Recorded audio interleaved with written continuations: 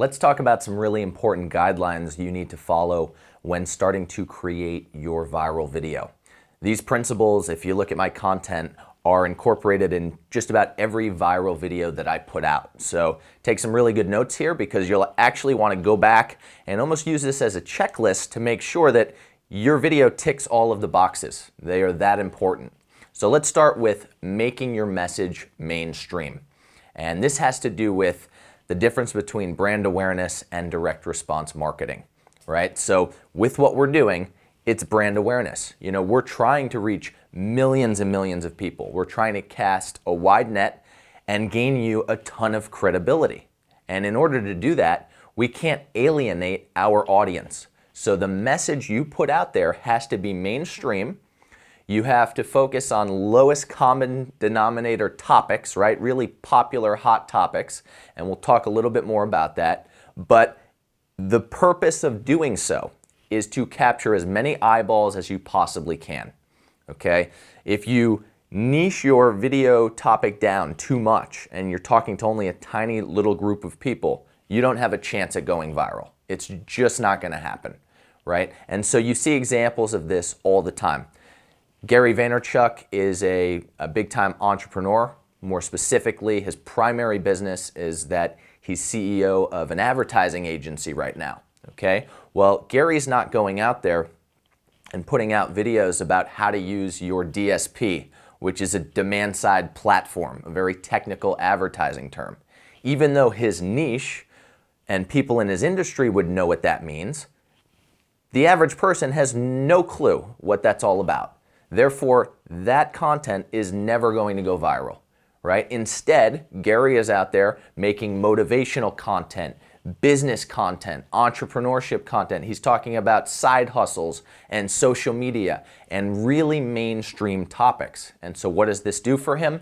Well, this attracts millions of people to his brand, which of course attracts and creates more customers, more relationships, more opportunities, right? Another example, Dr. Pimple Popper, an ordinary dermatologist who built a following of millions and millions of people on social media. TVC gave her her own television show because she made such an impact, right? So what she did was not create a video on the effects of Accutane, which is an acne drug, right? That content is too niche, it's too boring. The average person doesn't know what it is. Instead, she said, hey, I'm gonna make videos literally popping people's pimples on camera. It's totally gross, but she found a format that works to attract millions of eyeballs. Now, does she care? No, absolutely not, right? As a result, she's made millions and millions of dollars because she has the attention.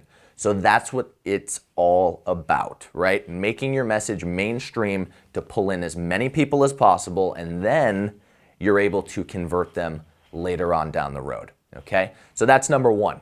The next thing, sort of piggybacking off of that, is to make your viral video non-salesy, right? We're not trying to sell something here.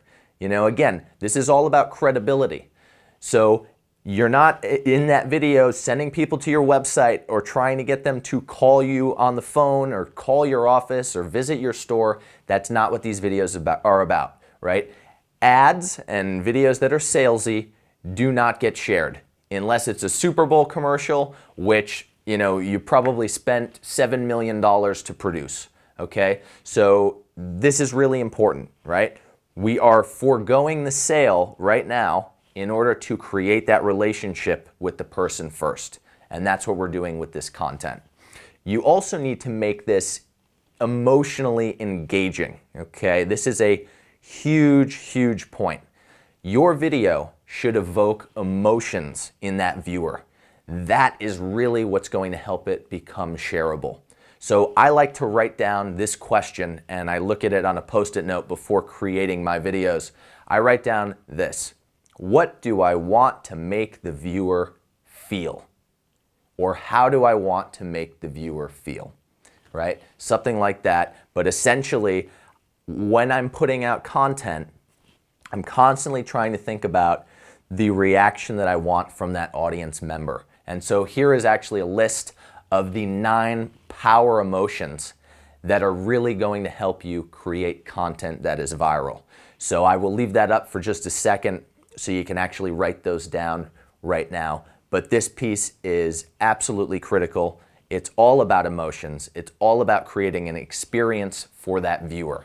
I'll also add that music is a great way to evoke emotions in that viewer, right? It's an easy, subtle little thing that you can incorporate in your videos to get someone to feel happy or sad or inspired or angry, right? A lot of things that you can do with music, really simple strategy to incorporate in order to make your videos go viral. So the name of the game is really emotions, right? The more powerful the emotion that you can make someone feel, the more successful your video will be. And why is that? Well, because if you make someone feel a certain way very strongly, they're going to react. And that's what you want, right? Whether it's positive or negative. You know, in my case, we're going for positive. But some people even play off the negative, right? They put out these controversial topics to get people debating back and forth. And when Facebook and Instagram see that, they see all of this engagement and excitement on your post, well, now you get your distribution boosted in the feed, and now more and more people get to see your content. So really, really important to appeal to emotions.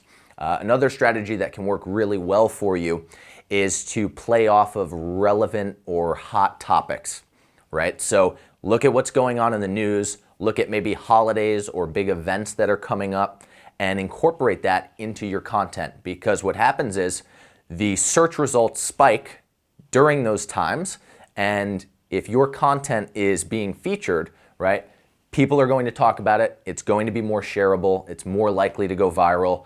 You know, you look at what happened throughout COVID-19, right? Creators are out there, you know, making content around the pandemic, and as a result, that content is going crazy viral. It's all we saw in our news feed for, you know, so long. And so that's really important to understand, right? Little things like that, just making a concept around that hot button topic is going to get you seen.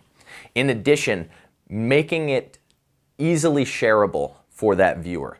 Okay, this is a really important guideline. So think about it, right? People are going to share a piece of content that helps elevate their status. And psychologically, as people, that's what we're about.